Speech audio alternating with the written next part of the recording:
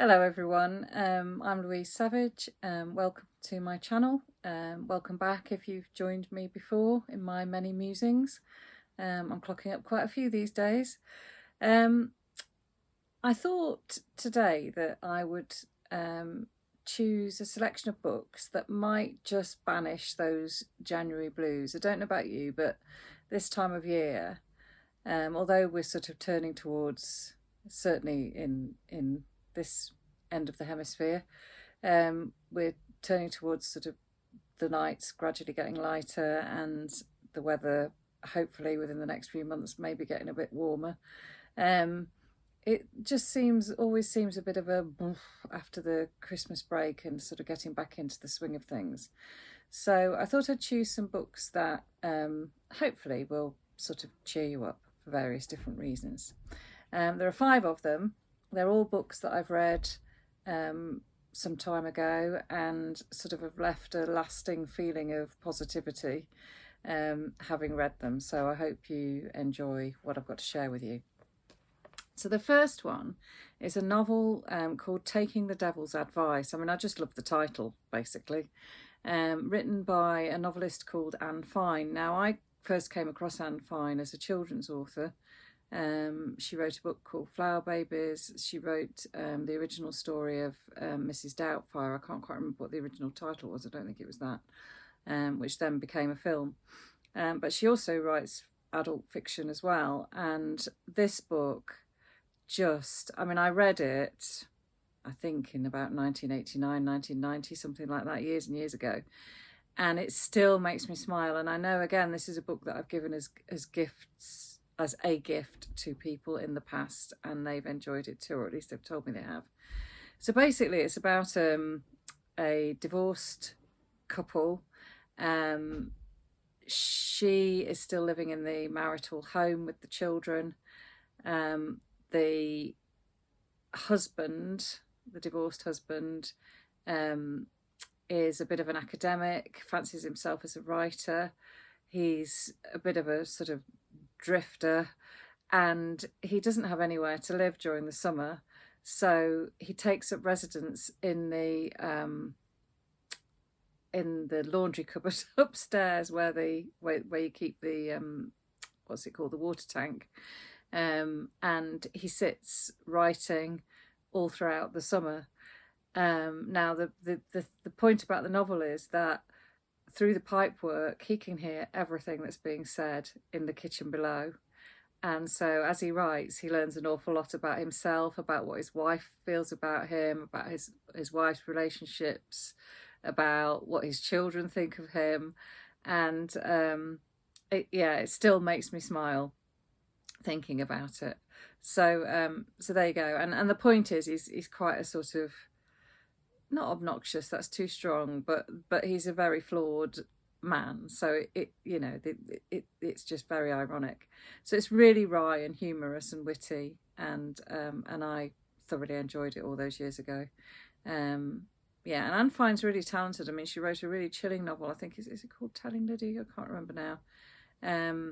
Which is sort of on the lines of John Fowles' Collector. Very sort of sinister, creepy. So she can turn her hand to all sorts of different genres. Anyway, there you go. Taking the Devil's Advice. My second choice is Forrest Gump by Winston Groom. It's very, very rare that I will watch a film and then read the novel, because I find it off-putting. But for those of you who know the film of Forrest Gump, I really urge you, if you like the film, or even if you don't, to read Winston Groom's novel. It is Winston Groom, isn't it? Yeah. Because it's just, again, such a warm evocation of this man who is really, has a very unusual, well, not so unusual, that's not right, a very underrepresented identity in fiction. Certainly at the time it was. I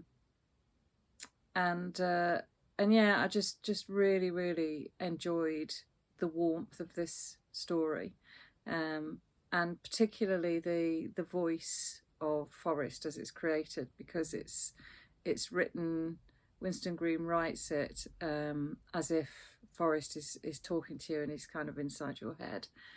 So you really get to know him and the way that his mind ticks.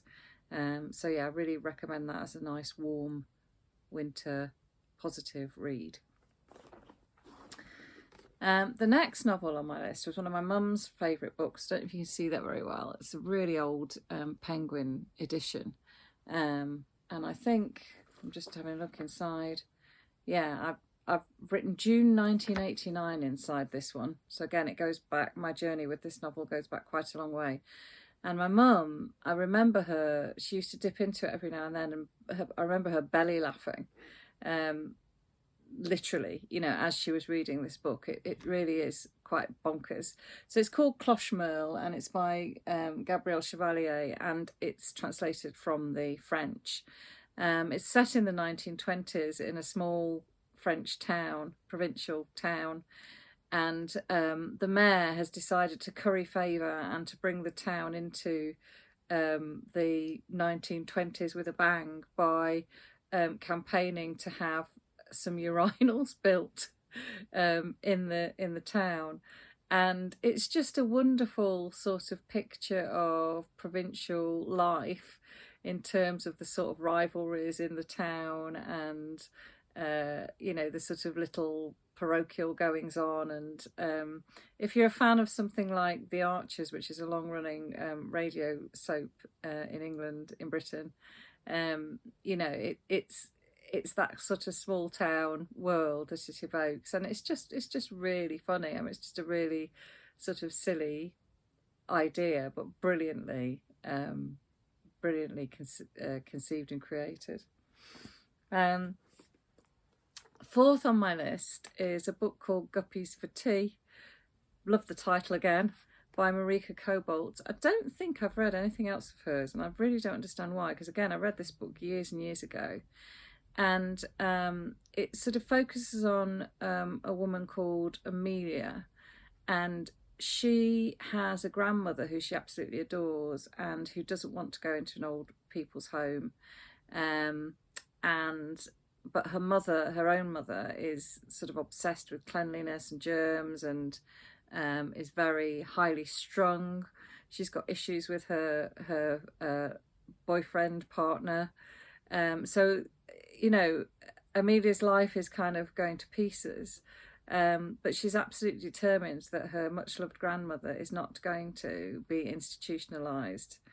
Now, I loved this book because I think it was one of the first books I read that really sort of talked about old age in a very kind of more liberated way, thinking about alternative ways of kind of growing old, and how we deal with the issues around old age, and the retaining of independence.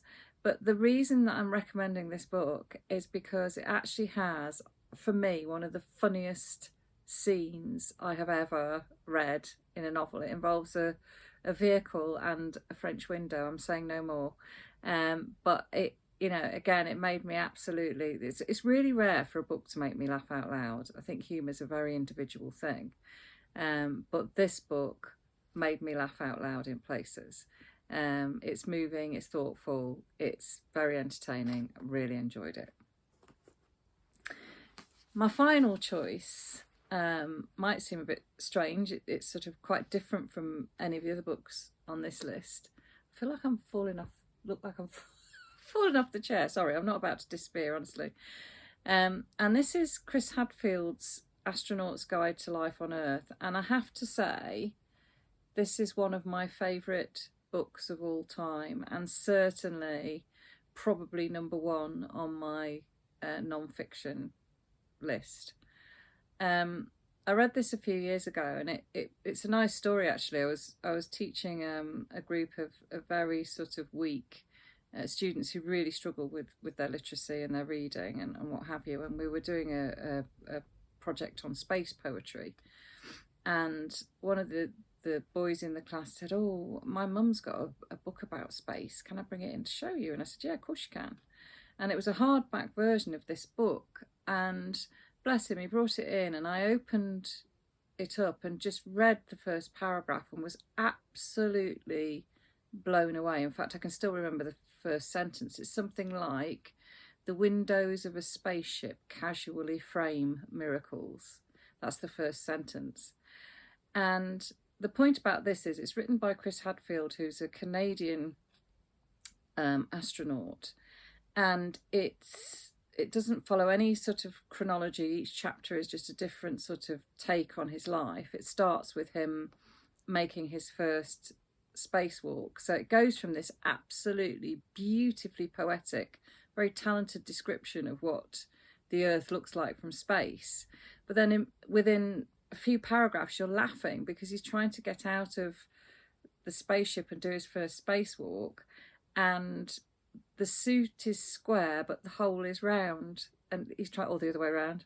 And he's trying to get out and he can't. So all those years of training and all the precision and everything, and he's really struggling to get out of the spaceship to do his first spacewalk. And I just love the humanity of this book. I've never, I don't think I will ever go into space in my lifetime. But I feel as though I've got as close to it as I could possibly get because of the way that he writes about being in space.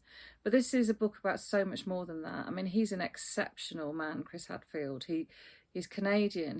At the age of about 9, he grew up on a farm in Canada, and at the age of 9 he decided he wanted to be an astronaut. And it seemed like the most ridiculous ambition because Canada didn't even have a space program, let alone anything else. And his family were traditional farmers, so the prospect of that happening were really, really limited. But anyway, he did clearly manage to achieve that ambition. There are some brilliant descriptions of him flying various planes, and I just think this is a really, really uplifting read. It's all about resilience. It's about being positive. It's about being driven and ambitious, but not in a sort of self-seeking, arrogant way. And I absolutely adore this book. Anyway, there we are. So they are my 5 sort of cozy read choices for beating the January blues. I hope you've enjoyed it. Again, as ever, if you've got any suggestions about any books that you would recommend to beat those January blues, I'd be very, very interested to find out what they are. Please let me know. Anyway, take care, everybody. Continue, hopefully, to approach this new year, 2022, with as much positivity as you can. And I look forward to speaking to you all again soon. Take care. Bye.